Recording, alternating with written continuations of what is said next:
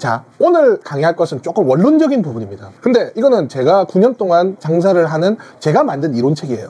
그래서 그런 부분에 대해서 오늘 얘기를 할 거라서 이것들을 나중에 앞에 있던 영상 마케팅 관련 그리고 배민 관련 해서 접목시키세요. 접목. 그래서 오늘은 뭐냐, 장사라고 하시면 보통 사람들은 음식을 만들어서 팔고 발주하고 장사가 안 되면 마케팅을 쳐서 손님을 더 낸다 까지입니다, 보통. 그리고 사람은 어떻게 하고 뭐 이렇게 있는데, 이게 사실 장사를 하면, 장사하시는 사람들, 사장님들은 머릿속에 딱 장사하면 떠오르는 게 있어야 돼요. 표 같은 게. 내가 운영자잖아요. 그래서 운영교육이기도 합니다. 근데 굉장히 중요해요. 이거를 10번 이상 봐셔도 됩니다. 그래서 보시면은, 근데 무료로 해줘도 괜찮은가요? 이건 뭐 장사를 하시는 분들에 대한 도움이니까 일단은 자 보시면 요식업, 영업, 운영이라고 할게요. 쉽게 풀어낼게요. 쉽게. 자, 내가 운영할 때 운영에 대한 기반이 있어야 되잖아요. 네. 직원들처럼 나가지고 그냥 해당 업무를 계속 반복하는 것이 아니잖아요. 네네. 그러면은 사장님은 어떤 마인드를 갖고 있어야 되고 어떠한 것들을 운영을 기본적으로 생각을 하면서 진행이 돼야 될까요? 목표가 있어야 되나요? 그렇죠. 근데 그 목표가 세분화돼야 돼요.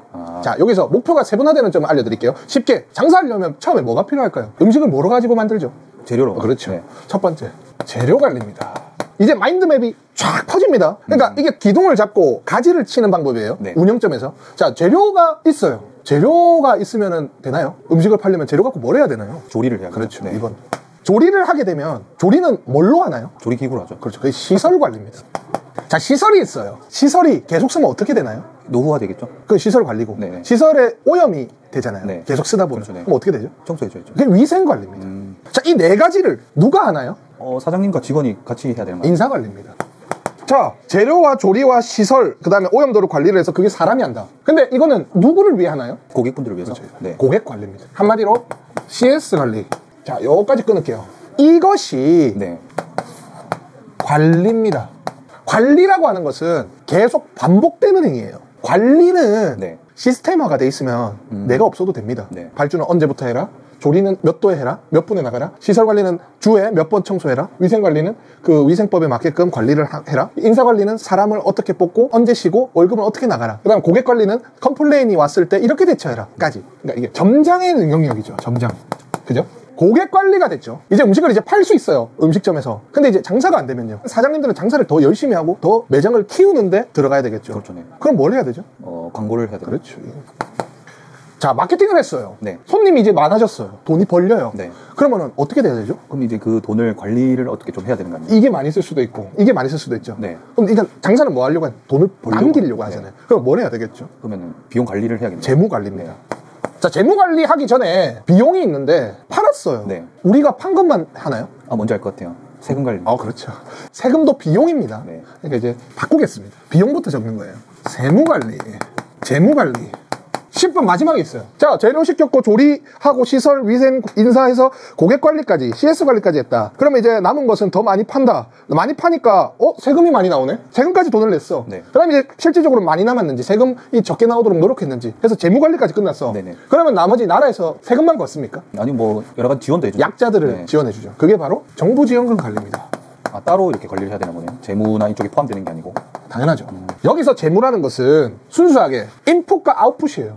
내가 많이 벌었으면 많이 나간 것을 관리해서 순수하게 순소득을 높이는 작업이에요. 하지만 여기에 있는 정부 지원은 나라에서 하는 정책들을 가지고 이제 청년을 뽑으면 뭐 6개월 정도 하면 청년 고용지원금이 나와요. 그 다음에 뭐 34세 미만 뭐 이렇게 되면 5년 종소세 감면이 나오고요. 네. 그 다음에 뭐 간이사업자는 부가세가 적게 나오는 거고요. 그런 세팅값이 세무관리입니다. 근데 제가 이렇게 강의를 하는 사람을 못 봤습니다. 거의 유튜브에. 근데 우리 사장님들은 이거를 항상 10가지를 머리에 탁 박고 들어가야 돼요. 근데 제가 요거 하나만 가지고도 한 6시간 떠들 수 있어요. 왜냐면 여기서 요렇게가 엄청 많다 이거죠. 파생되는 게 엄청 많다고요? 그렇죠. 대기업들은 그래서 여기서 또 나뉩니다. 여기서 부서가 계속 나뉘죠. 네. 그러니까 대기업에서 취직한 사람들은 뭐라고 합니까? 보통 한 분야는 정말로 뛰어난데 밖에 나오면 사실 힘들다. 그 얘기가 밖에 나오는 것들은 이 10가지를 다 관리를 해야 되는 것이에요. 네. 자, 제가 이 나눴죠. 프로토와 바노토와는 여기서 결정이 납니다. 여기서 6번까지예요. 6번을 점장 또는 매장 관리자가 하는 거예요. 네. 그게 프로토와 바노토와예요. 우리 사장님들은 관리를 계속적으로 하되 장사가 안 되면 마케팅으로 치고 남는 것들 세금이나 이것들을 관리를 하면서 운영 지점을 정확하게 지적해주고 목표를 관리하는 것이 바노토 프로토와예요. 저것들을 다 알고 있어야 가능한 개념이겠네요. 이걸 아는 것이 아니에요. 항목들이 머릿속에 10가지가 있어야 돼요. 이렇게. 근데 그 10가지가 다 동일하지 않아요. 내 매장을 봤을 때 약점들이 굉장히 많아요. 이 10가지 중에서도 약점을 보완해 나가야 돼요. 일단 자, 첫 번째 상세하게 좀 설명할게요. 네. 재료 관리, 여기는 관리입니다. 이렇게 나누는 것은 관리라는 건 무엇인가요? 매출을 성장시키는 것이 아니에요. 정해져 있는 매출을 계속 그 매출이 나오게끔 만드는 게 관리예요. 여기서 사장님이 결정할 것은 관리를 할 것이냐 성장을 할 것이냐. 성장이라는 것은 개발입니다. 자, 여기서 관리를 하면은 동일 매출에서 관리를 계속 하시면 되고, 내가 여기서 더 나아가고 싶다 하면 요게 들어가는 거예요. 성장. 재료를 성장을 시킬 것이다. 그럼 어떻게 들어가죠? 더 싸고 더 퀄리티가 좋은 곳을 발굴해서 들고 오는 행위예요. 네네. 기존에 있던 재료 관리가 있었던 것이 아니라 비딩을 자꾸 붙여보고 품질 테스트를 계속하는 것이겠죠. 조리는 무엇일까요? 조리 기구를 더 좋은 기계화시키거나 이렇게 하는 겁니다. 재료를 더 싸고 질 좋은 거에 들어가면 고객 관리와 그 다음에 재무 관리가 개선되는 것이에요. 네, 그렇죠. 조리 관리가 들어가면 기계화가 만약에 되거나 다른 것들이 되면 더 편하게 조리를 하거나 더 맛있게 들어가면 인사 관리 피로도가 낮아지고 그 다음에 장기적인 재무 관리에도 편해지는 거예요. 그러니까 시설 관리 또한 이제 관리하는 게 늘어나겠죠. 마이너스가 되겠죠. 네. 왜냐면은 기계화가 되면 기계를 관리해야 되기 때문에 늘어나겠죠. 인사 관리는 더 편해지겠죠. 네. 고객 관리는 동일한 품질이 늘어가기 때문에 더 상향되겠죠. 네. 이게 10가지가 맞물립니다. 이렇게 설명하니까 알고 있었던 것지만 받아들이는 입장이 좀 다르죠. 네네. 그렇죠. 그래서 성장 개발은 이 업장을 더 키우는 작업이다. 그렇기 때문에 마케팅적인 부분은 하지 않았던 마케팅을 고정 마케팅에서 하나를 더 투자를 하면서, 그러니까 투자예요. 투자. 매장을 하나 더 열 수도 있고 매출을 더 올릴 수도 있고. 매장을 더 하나 여는 것은 조금 다른 부분입니다. 이 시스템들을 매장 하나 똑같이 들고 가기 때문에 그거는 이제 성장과 개발이 아닙니다.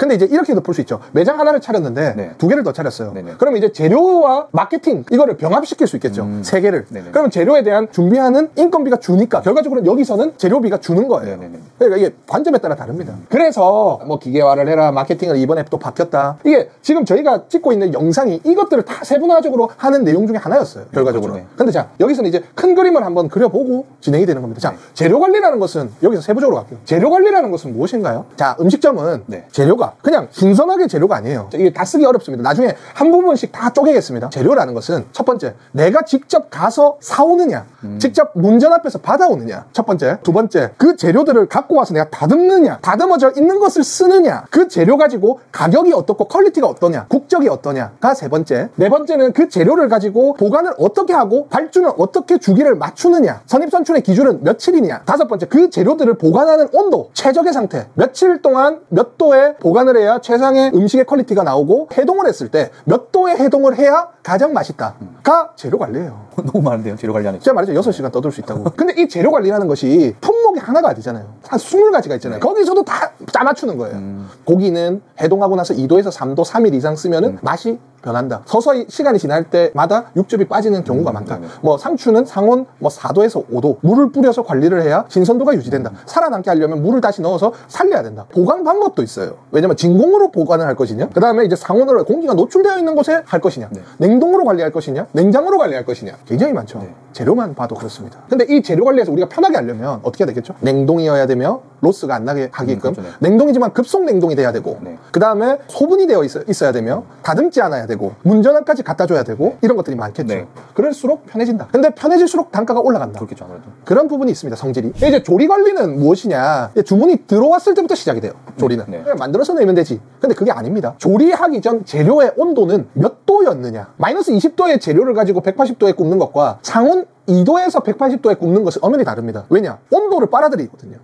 맛이 다르고 신축성도 다릅니다. 그러니까 그런 부분입니다. 조리는. 그러면 그 온도로 구웠을 때 몇 분, 몇 도에 구워지고, 구워진 상태에서 완제품으로 조리가 완료되었을 때 온도는 몇 도이며, 예를 들어 저희 햄버거는 완전히 만들면은 한 37도에서 40도입니다. 근데 이제 그게 20분 지나면은 25도로 떨어집니다. 그래서 20분에서 30분이 지나면 맛이 떨어지는 거예요. 이것도 들어가겠죠. 완제품을 해서 웜어기에 놔두면 30분간의 온도를 최대한 천천히 떨어뜨리겠죠. 그런 것들도 다 포함됩니다. 조리가. 근데 너무 디테일한 내용인데 이거 다 적용시킬 수가 있나요? 대기업들은 다 합니다. 이게 지금 그냥 대충 해갖고 1억 넣어가지고 장사하는 게 아니잖아요. 이 강의는 장사를 생업으로 하는 사람들을 대상으로 장사의 스킬과 장사를 생각하는 마인드가 변화돼야 된다라는 것이 핵심입니다. 이 대기업에서 이렇게 합니다. 근데 저는 이 가게 하나가, 14평짜리 가게 하나가 대기업 시스템을 갖고 온다면 가능하다. 불가능하다고 하는 것은 귀찮은 겁니다. 안 배우고 공부 안 하고, 그러니까 매출이 그렇게 계속 나오는 겁니다. 이유가 있습니다. 여기 10가지 중에 약점을 계속 파악해 보세요. 바꾼다고 하루아침에 안 바뀝니다. 3개월, 6개월 뒤에 바뀝니다. 그래서 조리로 넘어가면 조리는 그렇게까지 들어가야 된다. 완성되고 온도, 손님 입안에 들어가기까지의 온도까지 봐야 된다. 그리고 그 직원들이 높은 기술을 안 갖고 있더라도 조리가 되게끔 만들어야 된다. 그게 시스템입니다. 조리 시스템. 예를 들어서 중국집, 초밥집, 교육이 굉장히 많이 들어가겠죠. 네, 초밥집에 들어가서 이게 쌀알 몇 월 해가지고 초대리인가 뭐 하여튼 그거를 넣어가지고 몇 하고 몇 도에 그는 배우는 거죠. 네. 그거는 시스템입니까? 시스템이기도 하죠. 근데 기계에 넣어서 무조건 나오게끔 하면 어떻게 되죠? 시스템이 되죠. 네. 그러니까 이 조리라는 것은 그렇습니다. 근데 이제 조리라는 게 기계를 써도 높은 품질로 만드는 노력을 하게 되면 편하고 좋아집니다. 요즘 트렌드입니다. 그래서 조리라는 것은 그런 거예요. 그러면 인건비나 사람이 구애받는 것도 적어집니다. 보통. 예를 들어서 짜장면집, 진짜 중식 대가들이 하는 네. 짜장면집들은 이렇게 들어가죠. 네. 웍질이나 그다음에 온도나 다 들어가죠. 근데 일반 프랜차이즈 홍콩 반점이 왜 문제가 되겠죠? 중식은 어렵습니다. 전분에 대한 그런 거 관리하는 거. 네. 전분물 해봤습니까? 전분물 농도나 이거 다 맞춰야 됩니다. 근데 그거를 시스템화 해놨다. 근데 시스템화 해도 맛의 변곡점이 다른 것보다 크다. 커피보다 크다. 그러니까 이게 문제거리가 많이 일어나는 겁니다. 조리 관리예요. 시스템. 엄청 많겠죠? 네. 한 6시간 떠들 수 있습니다. 나중에 하나씩 하고. 시설 관리. 자, 이 기계를 가만히 놔두면 안 되지 않습니까? 기계를 항상 계속 오래 쓸 수 있도록 가동시키는 것. 그것이 시설 관리입니다. 왜냐면 쓰면은 고장이 납니다. 그렇죠. 그러니까 가스로 쓰는 건 고장이 덜 나겠죠. 전기로 들어가는 건 고장이 많이 납니다. 관리도 잘 해줘야 돼요. 그러니까 거기서 이제 위생 관리 같은 경우는 이제 보건법에 맞춘 위생 관리가 있고 시설에 맞는 위생 관리가 있어요. 예를 들어서 모자를 써야 된다. 손 세척은 이렇게 해야 된다. 보건증을 끊어야 된다. 질병이 있는지. 재료 관리를 하는데 소분을 했을 때는 소분 스티커를 해야 되고 해동 중은 해동 스티커를 써야 되고 그 다음에 예를 들어서 썼던 재료들은 소분을 하게 되면 봉지나 이런 것들을 다 소진될 때까지 모아둬야 돼요. 하여튼 그런 것들. 이 위생 관리고 이 시설에 대한 위생과 위생법상의 위생을 다 같이 들어갑니다. 이게 뭐냐면 화이트에스 에스코에서 간편하게 하는 게 있는데 사설업체가 해주는 곳이 있습니다. 네. 인사관리. 이 모든 것들이 사람이 하는데 사람 관리죠. 네. 얘는 성격이 이렇다. 얘는 이렇구나. 얘는 어떻다. 이거는 주관적입니다. 그게 아니라 얼마에 대한 월급을 가지고 몇 시간을 일하고 몇 명을 분산시켜서 관리를 한다. 그리고 이 인사관리는 이거에 대한 시스템 매뉴얼을 잘 이행하느냐. 그리고 그 이행하는 것에 책임감을 가지고 다 체크를 해야 되고. 그러니까 사람을 믿는 것이 아니라 시스템을 믿는 것입니다. 그래서 너는 왜 이렇게 했어? 내가 너한테 이렇게 뭐 맛있는 것도 사줬잖아. 그러면 사장님들이 이렇게 합니다. 쟤는 내가 이렇게까지 해줬는데 얘는 이렇게 생각하네. 이거는 생각할 필요가 없습니다. 인사 급여 체계를 이렇게 해놓고 그 직원과 협의를 해서 진행이 돼야 되는 거예요. 그리고 그거에 맞게끔 많은 시간에는 이렇게 투자 들어가고 그리고 200만 원이면 인당 뭐 50만 원씩 치면 4명이 들어가야 되는데 지금 매출이 300이 쳤다. 그럼 4명이서 칠 수 있습니다. 그러면은 인센티브 제도 이런 것들. 그리고 이것도 엄청 많습니다. 고용을 하는 방법. 일용직이냐 프리랜서냐 뭐 이런 것들이 엄청 많습니다. 네. 그리고 그거에 맞춰서 쉬는 시간, 인센티브제 이런 것들을 하셔라 이 말이에요. 하나하나씩 해서 조금이라도 덜 나가게끔 만드는 방법이 시스템이 어떤 건지를 고민해야죠. 근데 고민 안 합니다. 보통은 육감적으로 합니다. 딱 오게 되면 그래 좋네 오늘 술 한잔 하자. 술 한잔 먹습니다. 이렇게 감정으로서 오사마리 칩니다. 사람의 감정은 2개월이 넘지 않습니다. 2개월이 넘어가면 다시 또 바뀝니다. 사람의 마음은 갈대입니다. 그렇기 때문에 거기에 스트레스를 받으면서 아니다 내 혼자 해야겠다 이렇게 하시는 분들은 다시 이거를 체크를 해야 돼요. 고정급여가 더 많은지 적은지 그리고 이거를 교육시키고 핵심은 이겁니다. 직원이면 직원은 저도 회사 생활을 했습니다. 회사에서 하는 업무가 이런데 이 업무만 하고 집에 갈 정도로 매뉴얼을 만드세요. 그러면 사장님이 왜 이거 안 했어? 저거 안 했어? 저거 안 했어? 쉬실 때때로 몸에 익히게끔 하는 것이 아니라 매뉴얼을 주고 거기서 왜 이 매뉴얼 체크가 안 돼 있어? 너는 이건데 왜 안 돼 있지? 이렇게 해버리면 사람을 혼내는 것이 아니라 매뉴얼에 대한 체크에 대해서 질타를 하는 겁니다. 네. 그러면 받아들이는 사람도 달라집니다. 그게 인사관리입니다. 이제 고객관리. 매장을 하나를 하는데 컴플레인은 여러 개입니다. 근데 그 업종에 따라서 컴플레인은 정해져 있어요. 예를 들어 음식이 늦게 왔다. 음식이 식어서 왔다. 음식물 안에 뭐가 들어가 있다. 뭐 이런 것들이 있지 않습니까? 그런 것들에 대한 모범 답안을 내는 것이고 예를 들어서 내 댓글에 하나가 잘못된 것이 올라오면 그게 한 10배입니다. 10배. 10배 많은 사람이 느끼고 있다는 거예요. 그것만 올라간 게 아니고 올린 사람은 성격이 그래서 표출해야 되는 사람이고 사람들에 대한 성격은 다 다르잖아요. 그렇죠. 근데 그건 알 수 없죠. 그렇기 때문에 그렇게 자각하고 바로바로 바꿔주시고 제일 좋은 건 설문조사를 해서 이벤트 형식으로 주는 것도 좋습니다. 네. 마케팅은 뭐죠? 제품을 더 많이 팔기 위해서 그렇죠. 홍보하는 거죠. 그렇죠. 제일 좋은 건 이겁니다. 핵심은 적게 돈을 써서 많이 홍보 띄운다. 근데 이것도 저도 옛날에 그렇게 생각했습니다. 50만 원 마케팅을 써보니 효과가 없네.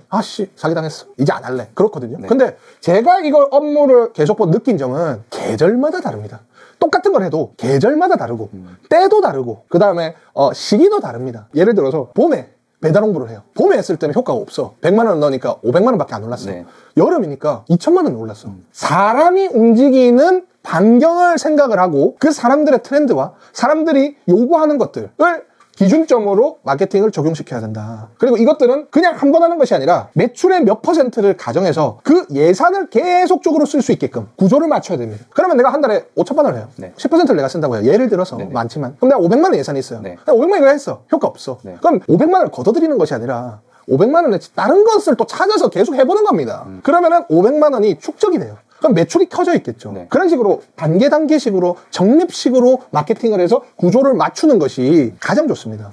그러면 한 달 할 때는 3개를 했던 게 1년이 뒤면 한 40개를 하고 있어요. 광고 상품. 돈을 조금씩 쪼개서. 네. 그러면 매출이 어떻게 되겠죠? 올라가 있겠죠. 네. 근데 시기마다 다르다 했죠. 네. 시기마다 빼고 놓고를 해줘야 돼요. 그렇게 하면서 타당성 평가를 해서 비용 투자 대비 다시 들여오는 인풋, 아웃풋이 높은 것들만 남겨두고 계속 번갈아 가면서 바꿔치기를 해줘야 된다는 거죠. 세무관리. 라라도 경영 집단이에요. 거의. 하지만 경영 집단, 장사 집단, 기업 집단은 이윤. 하나의 목표점을 가져서 이익을 보는 단체이지만 라라는 좀 다릅니다. 이익을 거둬들이긴 하지만 부의 재분배 그리고 낙후되어 있는 곳들을 상승시키는 그러니까 하나의 전체적인 균형 발전이 들어가는데 여기서는 세무관리도 똑같아요. 매장 매출이 낮은 곳들은 지원을 해서 올려줄 것이고 많이 되는 곳들은 세금을 많이 부과되어 있겠죠. 그러니까 나라의 시스템은 이렇습니다. 자, 너희들은 이렇게 해서 타네. 하지만 많은 혜택들이 있으니 너희들이 증빙해서 갖고 오면 내가 돈 걸러줄게. 감면이죠. 그러니까 가만히 있는 사람들은 그냥 표준이에요. 부자들이 내는 거랑 똑같아요. 그리고 일반적이죠. 근데 세무관리도 재료관리와 인사관리처럼 해야 된다는 거예요. 네. 비용을 자꾸 줄이기 위해 여러 제도가 있어요. 핵심은 매출은 많지만 비용도 많고 그러면 순수익이 작을 수밖에 없잖아요. 근데 순수익은 많아야 된다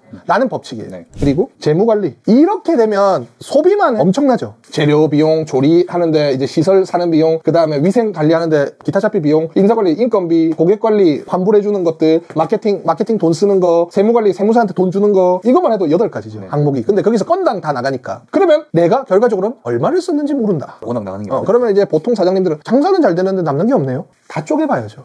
쪼개고 그 다음에 관리 시작해야죠. 네. 그래서 이게 품목별로 다 나눠서 여기는 내가 35%였는데 40%가 나왔으면 재고가 많거나 로스율이 많은 것이고 계속 그걸 또 관리해줘야 된다는 거죠. 근데 이게 처음에 힘듭니다. 네. 6개월 이상 반복하다 보면 몸에 익어서 30분 아니면 다 정리가 돼요.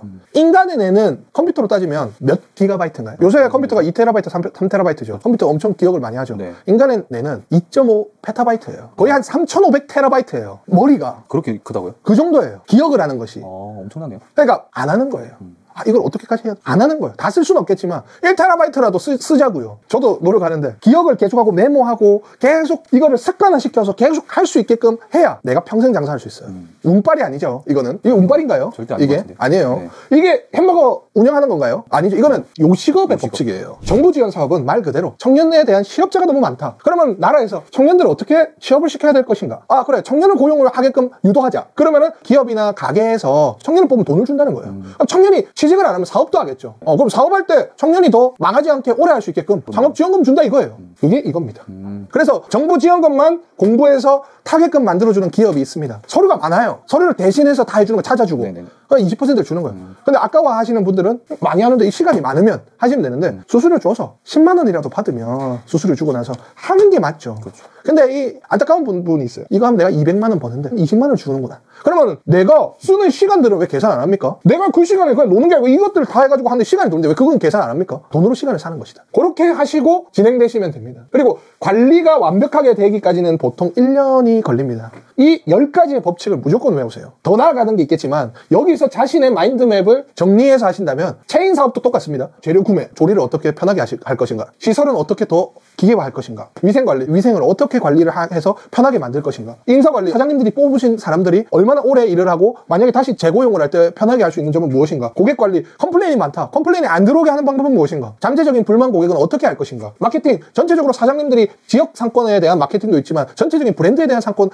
마케팅도 있다. 그렇게 되면 사장님은 지역 광고를 하면서 가만히 아무것도 안 하면서 매출을 올릴 수 있는 마케팅은 무엇인가, 세무관리, 전체적인 사장님들이 세무 조정을 잘 하셔가지고 하시는 그런 시스템은 무엇인가, 또한 법인 사업자는 어떻게 하면 세금을 줄일 것인가, 재무관리, 어떻게 하면 우리 법인 회사가 수익이 날 것인가, 사장님은 순수익률이 얼마나 더 많이 나오게끔 할 것인가, 정부지원금 얼마나 그 정부지원금을 잘 적용해서 쉽게 할 수 있게끔 할 것인가. 이게 그냥 공식 아닌가요? 어디든. 그러면은 프랜차이즈 가맹점주로 오시는 분들은 저런 게 어떻게 다 시스템화 돼 있잖아요. 이게 안 봐도 돼 있죠. 근데 이거를 모르고 그냥 하는 분들도 있죠. 그래서 교육을 제가 합니다. 오시면. 그러니까 훨씬 이제 프랜차이즈로 시작하는 게 유리할 수도 있겠네요. 유리하죠. 그래서 체인점이 원래 이거예요. 네. 이것들을 모르게 다 해놓는 것들이 이거예요. 이 보통 이렇게 안 합니다. 그냥 통닭집 하려면 통닭만 팝니다. 체인점은 여기 이기 놔둬주세요. 여기 놔둬주세요. 발주는 여기 해서 매일 이렇게 해주세요. 그러니까 움직이는 하나하는 것까지 계산이 다 프로그램화되어 있습니다. 네. 근데 개인으로 하게 되면 그 프로그램을 스스로가 다 짜야 돼요. 네. 솔직히 몇천 가지가 넘습니다. 네. 그러니까 이거를 맞춰놓은 건데 개인 자영업 하시는 분도 할 수 있다. 이게 다 맞춰지면 어떻게 되죠? 제 장사가 잘 되겠죠. 네. 그럼 어떻게 되죠? 프랜차이즈를 낼 수 있습니다. 이게 딱 기반 시설인 건 기반 시스템. 그렇죠. 여기서 또 돈을 절약해서 원가 맞추고 뭐 이게 수천 가지. 그러니까 이거는 뭐냐면 이거예요. 사장님들은 뭔가요? 내가 스스로 공부를 해야 되죠. 네. 누가 뭐라 하지 않죠. 그러면 내가 이 10가지의 법칙으로 선생님을 해가지고 내 구조를 회전시켜서 계속 만들어내는 거예요. 스스로를 자꾸 교육해야 되겠네요. 자, 장사가 안 돼요. 수익률 떨어져요. 남는 것도 없어요. 앉아있어요. 배민이 이렇나? 배민이 왜 이래? 이렇게 하죠. 저는 그렇지 않아요. 돌아가요. 수수료가 높아졌구나. 그러면 수익률이 떨어지겠구나. 어떤 것이 올라가야 되지? 재료는 일단 내려갈 것이고 판매 가격은 올라갈 것이고 손님들의 만족도가 떨어질 것이다. 그러면 만족도는 어디로 할 것이냐? 그러면 그러면 앞으로 이제 수수료가 높아지는데 판매를 계속하려면 시설이 기계화돼야 될 것이다. 그러면 이제 위생과 인사관리를 그거에 대한 매뉴얼을 맞춰야 될 것이다. 뭐 이렇게 이제 여기에 다 머리에 넣어서 다시 회전이 되죠. 이게 챗GPT 치세요. 요식업의 재료 관리를 어떻게 하는 것이 좋으냐 나옵니다. 챗GPT에. 이거는 내 머리 자체를 챗GPT화 만드는 거예요. 네. 계속 끊임없이. 네, 그래서 오늘은 자영업 요식업에 대한 하는 요식업 개론과 같은 느낌입니다. 이해해야 돼요. 이렇게 해서 순차적으로 내가 음식을 만드는 과정 속에서 이해를 해서 세포화시켜서 운영을 하셔야 됩니다. 네. 뭐 사실상 가치로 따지면 좀 비싼 강의입니다. 이거는 제가 9년 동안 이론을 한 거기 때문에 다음부터는 요것들을 쪼갤 겁니다. 어떻게 효율화하고 어떻게 편하게 하고 어떻게 싸게 하고 어떻게 좋은 품질을 할 것이냐. 그러니까 어느 수준까지냐면 재료를 이렇게 샀어. 품질이 좋아. 시간이 지나면 어떻게 되죠? 바뀌죠. 네. 그러면은 그것들을 바뀌는 것까지 체크하는 시스템화. 그러니까 보통 3개월에 한 번씩 재료 가격은 변동한다. 네. 그러면은 3개월에 한 번씩 다른 업체를 임의적으로 찾는 행동을 안에 집어넣는다. 예를 들어서 내가 재료를 찾았어요. 지금 개선시키려고. 네. 근데 그러면 이제 그거는 단발적이죠. 네. 그 단발적인 행동을 지속적으로 만드는 것까지 시스템화를 만드는 거예요. 그럼 내가 규제되잖아요. 네. 그죠? 3개월에 한 번씩은 재료를 체크해서 전체적으로 퀄리티와 단가를 찾아보고 진행한다. 좋더라도. 그러니까 우리가 지금 좋게 만들어졌으면 어떻게 되는 거죠? 계속되면 되고. 비싸면 조율하고. 그까지. 그래 촘촘해질수록 실패율이 떨어지죠. 맛에 대한 변동도 떨어지고. 그러니까 그게 고차원화 될수록 고점이 높아요.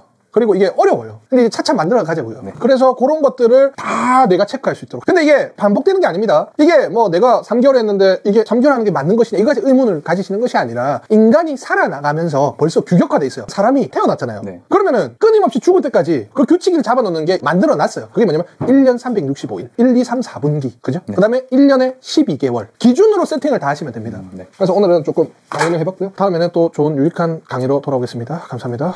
사실상 지금은 배달 쪽이 거의 대부분이죠. 그리고 지금은 보시게 되면 오프라인 전용, 그 다음에 온라인 플랫폼 있는데 이제 온라인 오프라인이 대한 이제 종목이 거의 정말로 나뉘어졌어요.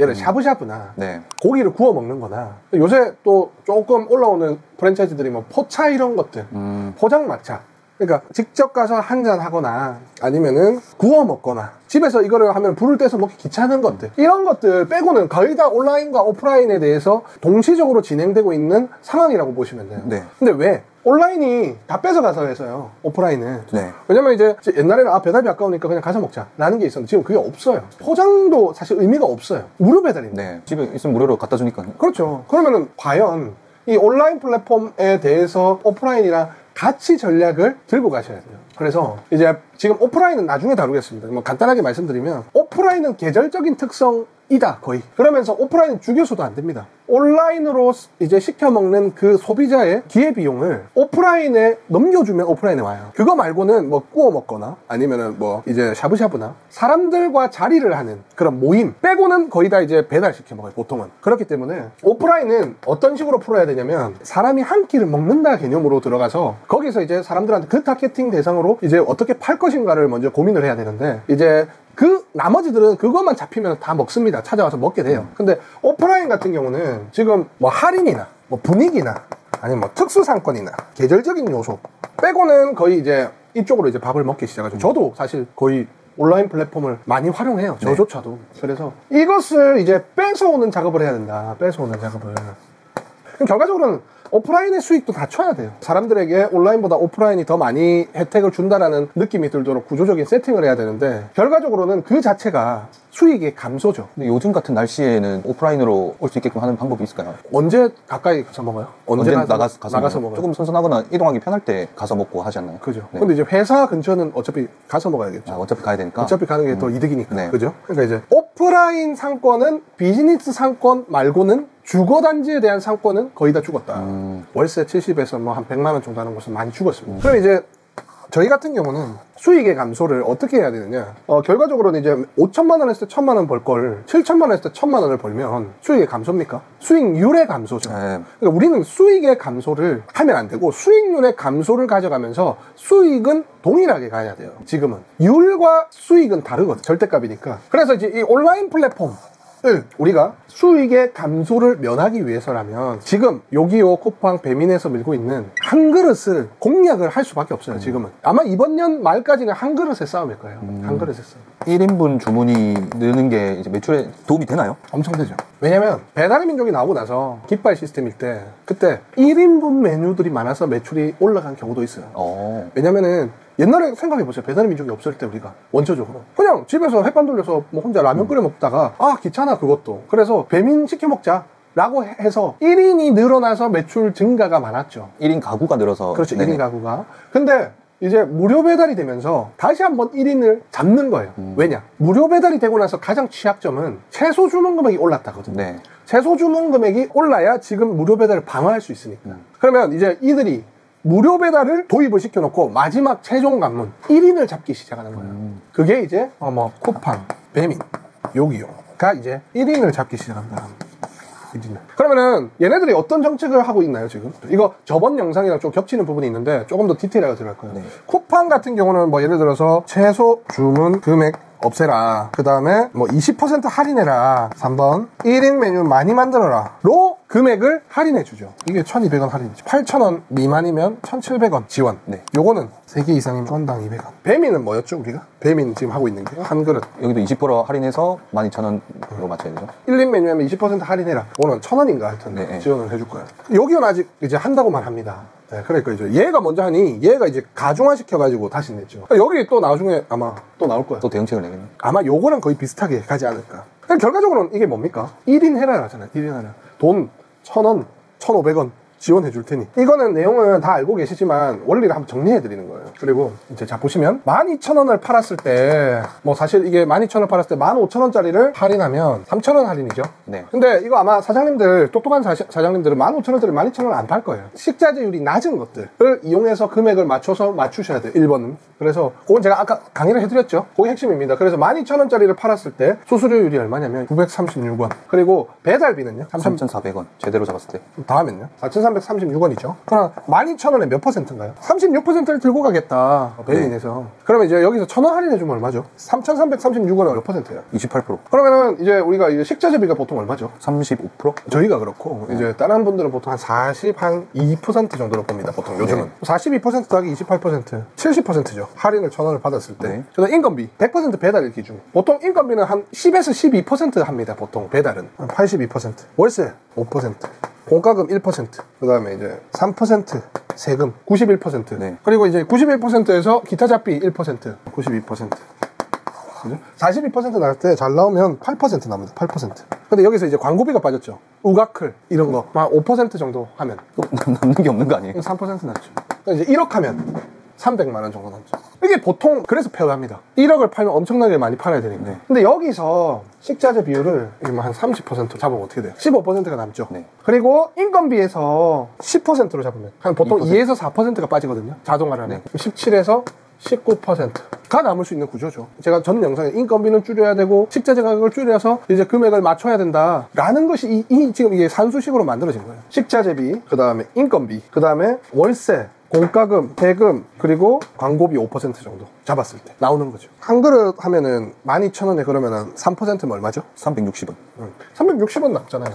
42% 했을 때 360원이 남잖아요. 네. 남잖아요. 근데 피곤하잖아요. 그래서 안 하는 거 아니에요? 안 남는 게 아니고 덜 남으니까. 근데 여기서 식자재 가격을 7%만 줄여도 얼마죠? 12%를 다 줄일 수 없는 사람들이 많으니까. 그럼 12,000원에 7%. 그럼 35% 식자재 가격을 조절해서 840원. 더 벌잖아요. 인건비. 기계화 해갖고 3% 줄인다면 360원. 그러면 42% 남는 게 360원이고 네. 40에서 35로 줄였을 때 840원이 더 남고 그렇죠. 인건비를 3%만 줄여도 360원이 더 남아. 네. 그럼 1,560원이 더 남는 거죠. 그러면 수익률이 얼마죠? 13%가 남는 거죠. 근데 기존대로 하면 3%가 남죠. 네. 이게 13%로 갔죠. 이게 이제 프랜차이즈랑은 식자재비를 줄일 수 없으니 프랜차이즈는 광고비랑 그다음에 인건비를 줄일 수밖에 없어요. 근데 이제 개인 자영업자들은 이 줄일 수 있습니다. 이거 네, 내고 치고 뭐 해가지고 칠레산을 뭐 스페인산으로 바꾸면서 바꿀 수 있습니다. 근데 질을 찾아야 돼요. 식자재는 수만 가지가 있습니다. 똑같은 식자재도 해서 작업을 치는 거죠. 그리고 이게 핵심은 뭐냐면 15,000원일 때 12,000원으로 가격을 다운시키는 거잖아요. 그럼 이제 우리는 15,000원에 42%가 아니고 12,000원짜리 새로 만들 때는 35%로 만들면 된다는 거예요. 그러니까 있는 메뉴로 하는 게 아니고 12,000원짜리 메뉴를 만들 때는 35%의 식자재 가지고 인건비 3%를 줄여서 9에서 10%로 진행을 하면 요 금액은 남을 수 있다는 거예요. 요 금액은. 근데 뭐 요거만 남습니까? 1인 메뉴만 들어옵니까? 이게 수익은 정확하게 계산 안 하시는 분이 굉장히 많아요. 수익은 어떻게 나뉘어지냐면요. 이제 프랜차이즈 이게 관계자들도 수익에 대해서 잘 몰라요. 1번 수익 제일 많은 오프라인. 이게 수익 1등입니다. 1등. 제일 많이 남습니다. 2번 포장이 제일 많이 남아요. 그 다음 3번 네이버. 4번 뭐 당근. 5번 땡겨요. 요까지는 이제 여기서부터 이제 플랫폼 싸움이죠. 6번 요기요, 쿠팡, 이제 배민. 이 비슷한데 여기서도 남는 게 다르죠. 여기는 포장이 제일 많이 남고, 그 다음에 가게 배달, 그 다음에 음식 배달, 이제 한 그릇 팩이 많이 남죠. 뭐 쿠팡 같은 경우도 이제 동일하죠. 포장, 그 다음에 이제 배달, 이제 하나만 배달. 여기는 아직 준비 중이니 언급하지 않겠습니다. 자, 여기에 수익률, 여기에 수익률, 가게 배달의 수익률, 포장의 수익률, 땡겨요 들어왔을 때의 수익률, 그리고 여기요 쿠팡, 배민에 각각 들어오는 수익률, 당근에 들어왔을 때 수익률, 네이버로 들어왔을 때 수익률, 포장으로 들어왔을 때 수익률, 오프라인으로 들어왔을 때 수익률이 다 다른데 어떻게 이거 하나만 해서 남는다 안 남는다 봅니까?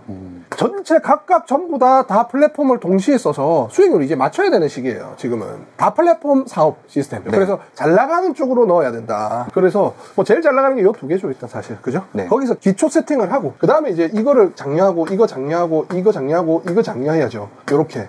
우리 저희 왔다보고 시스템이잖아요. 지금 기본 깔고 나머지 활성화시킨다. 지금 그렇게 들어가야 돼요. 그리고 저런 한 그릇이나 하나만을 지금 프로모션 하고 있을 때 이용을 하면 다른 쪽에도 매출이 더 상승할 수 있는 요인이 되잖아요. 네. 그리고 여기서는 이제 최소 주문 금액, 요 한금은 최소 주문 금액 싸움이다. 근데 왜 여기에 자꾸 집중하냐고. 여기서 인건비, 자동화, 식자재율 개선이 되면 요걸 위해서 합니까? 여기 합쳐지면 다 영향을 받잖아요. 네, 전반적으로 다. 수익률이. 그러니까 이거 두 개를 바꾸는 건 뭐죠? 이제 시스템을 바꿔야 됩니다. 시스템. 운영 시스템을 바꿔야 돼요. 운영. 가게를 운영하는 시스템을 바꿔야 돼요. 그럼 지금 뭘 하면 안 된다? 곡소리 내면서 저 왜 저래? 왜 이래? 저 악덕 기업이야라고 할 필요가 없어요. 그거는 이제 너무 곡소리가 많이 나와서 이러면 이제 정부에서 알아서 조정을 해줍니다. 네. 그러니까 제가 말하는 건 저도 이게 싫은데 중요한 건 여기서 살 수 있는 건 이거밖에 없어요. 이거 두 개에 대해서 얘네들 우리가 뭘 합니까? 또 이거 두 개 중에 이게 이제 1인 배달이 많아요. 비율이 많아요. 네. 그러니까 얘가 수익이 좀 더 남는다는 생각이 들겠죠. 그 핵심은 뭐냐? 요거만 보통 깐단 말이에요, 사람들은. 네. 매출 떨어지면 여기요 쿠팡 배민만 자꾸 세팅값 해갖고 달라지려고 하는데 이거만 하는 게 아니에요. 이게 제일 쉬운 거예요. 이게 이 수익의 늪에 계속 빠지는 일이죠. 네. 왜냐? 이게 제일 쉽거든. 클릭 몇 번 하면 매출이 오르거든. 근데 수익률이 떨어지면서 오르잖아요. 네. 그게 문제되죠. 그러니까 요런 것들 같이 들어가야 된다. 여기서 광고를 치면 그냥 보고 들어와서 요거를 시킨다. 그럼 수익률은 유지되지만 판매율이 올라간다. 네. 그게 바로 네이버, 당근, 인스타그램 이 이제 전체 수익률을 놔두고 올릴 수 있는 방법입니다. 마케팅이. 매출이 떨어지면 뭐 클릭 비용 이런 것들도 해야 되지만 중요한 것은 이것들 외부 인사이트들로 들어오게 만드는 것이 가장 커요. 지역의 이 이름을 알리는 게 가장 커요. 그 효과로 인해서 이거를 조금 더 시켜먹게끔 하려면 조금 이제 즉시 할인율을 조금 높여주면 이제 전체적인 매출이 폭발적으로 올라간다. 그래서 저는 이제 다 죽은 매장도 한 달 만에 바로 바꿀 수 있습니다. 근데 이것들이 문제냐? 뭐가 문제냐? 이게 문제죠. 이게 문제.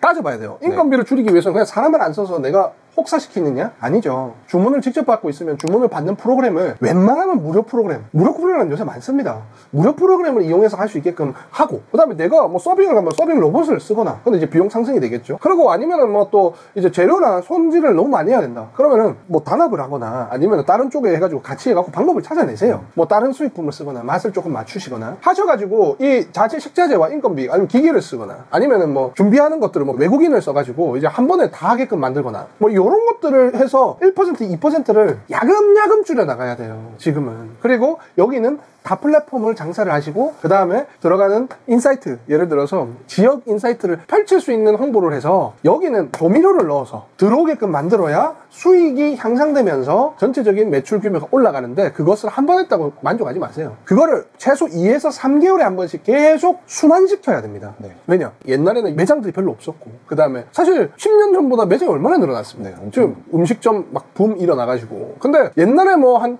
6개월 만에 한 번씩 이제 생각이 나던 곳이, 이게 지금은 1년에 한 번씩 생각이 나게 돼요. 너무 많으니까. 너무 많으니까 금방 잊어져 버려. 내가 당장 어제 뭐 먹었는지도 기억이 안 나. 너무 대안이 많으니까. 그러니까 이거를 이제 대안이 많으면 어떻게 됩니까? 계속적으로 노출시켜야 되죠. 광고비가 올라가겠죠. 그래서 지금 광고회사가 잘 된다. 왜냐? 계속 노출시켜야 되니까. 그걸 이제 전략적으로 기획을 해서 하셔야죠, 이제는. 유튜버들도 똑같아요. 옛날에는 유튜버들 뭐 한 6년 전에는 뭐 금딱지 달기 쉬웠는데 지금 얼마나 어렵습니까? 네. 그 이유가 파일을 다 넣어놔야 되니까. 그렇죠. 게시물이 많아져서예요. 너무 많아졌다. 음식점이 너무 많아졌다. 그러면은 많아지면 어떻습니까? 경쟁에 이겨야겠죠. 그렇죠. 그러면은 어떻게 되겠죠? 요것들로 경쟁력을 우위를 잡고 노출을 많이 시킨다. 노출을 많이 시키면 어떻게 되겠죠? 매출이 상승하고. 요거는 편하니까 자기들이 쳐봐서 시킵니다.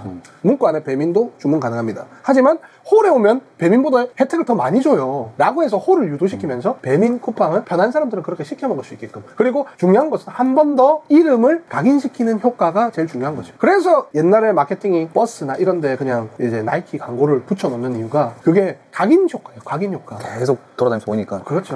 그래서 그런 것들로 인해서 지금 이렇게 제가 해드렸는데, 저번에 나온 영상을 조금 더 이론적으로 제가 풀어드린 거예요. 여기서 뭐 제가 봤을 때 여기 계산법에서 조금 이거는 왜 안 들어갔냐 이런 말 무조건 나올 텐데, 그건 바보예요. 그런 얘기 적는 사람들. 왜냐면 이율이 높아진다는 개념 삼아 숫자를 대입했을 뿐이에요. 아시겠죠? 그래서 원래를 파악하시고 지금 살아나는 방법 이겁니다. 이거. 다양한 플랫폼들로 인해서 인건비와 식자재율을 절감시키고 전체적인 플랫폼에 대한 광고는 여기 이제 요거만 클릭을 시켜서 높이는 것이 아니라 여기서 해서 요로 유입이 되게끔. 그래서 각각의 마케팅을 다 쳐야 됩니다. 지금은 각각에서 다 들어와야 돼요. 언제 어디서 잘 나갈지 모릅니다. 네. 그래서 이거는 이제 전반적인 내가 장사하는 운영법입니다. 이거는 운영법이기 때문에 지금 이런 프로모션을 해서 저희는 여기서 이제 지금 준비하고 있는 게 왓더버거가 한 개가 있어요. 네. 이제 다른 한 개로 추가해서 제곱으로 들어가게끔 만드는 작업을 하고 있어요. 네. 왓더 샐러드, 왓더버거, 왓더 샐러드, 왓더버거. 요새 뭐 그런 가게들도 보이긴 하더라고요. 그렇죠. 네. 그리고 이제 두 곳에 같이 이제 수익이 나면 또 광고도 같이 돌 수 있고 광고에 대한 비용 투자가 더 높아지고, 그러면은 이제 시장 속에서 광고 노출하는 게 더 많아지고 이렇게 됩니다. 보통은. 네. 그래서 요즘은